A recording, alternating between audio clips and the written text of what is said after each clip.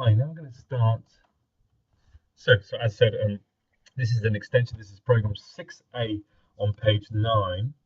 And I'm just going to obviously again get used to this starting a new project. So I'm just going to start a new Windows Form application and I'm going to write program 6A iGCSE. So once you've done that, click OK. So this one says design a program that asks the user for a password. If the password is correct, we'll print a welcome message, and if not, wrong. You're going to learn a couple of new skills here, but a rather simple one is just going to put the label in here, change the text to enter password,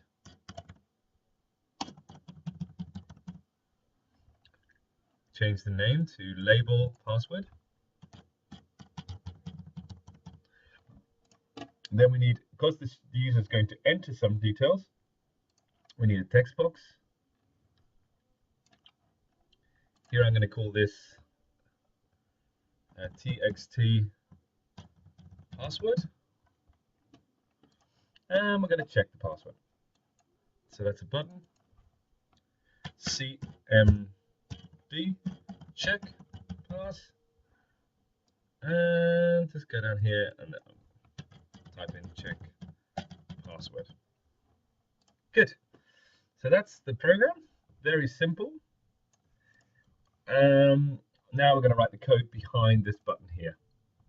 So the first thing I'm going to do is run my code. Put the date in.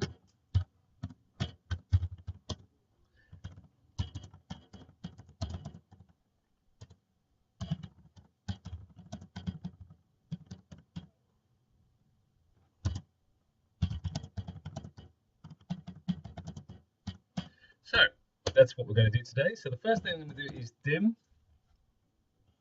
a string. So password as string.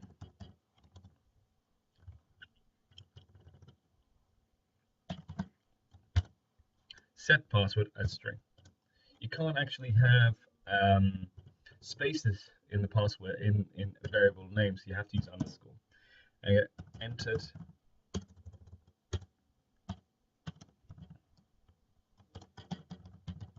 password as string. That's how I'm going to do it.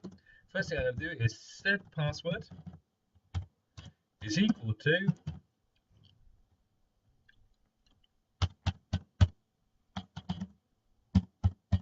that's the password.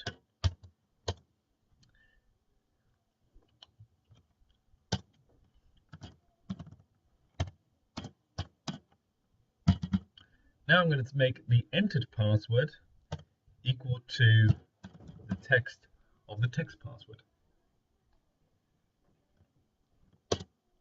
Now I have to compare the values of the set password versus the entered password. So if set password is equal to entered password, then, and this is the new bit of code, the message box. So message box, brackets, quotes. It's similar to an input box, but the user doesn't get to enter a value.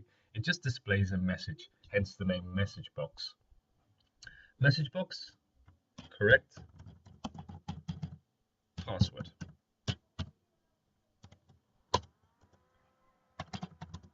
And of course, if they don't match each other, so therefore if the set password is not equal to the entered password, then it's a rather similar message box, except I'm just going to change that to incorrect. So let's check this out. So enter the password, so it's 123 test 678. Incorrect password. I can't remember what the actual password is. Oh, there we go. So 1234 test 678. Correct password. As you can see, it's working.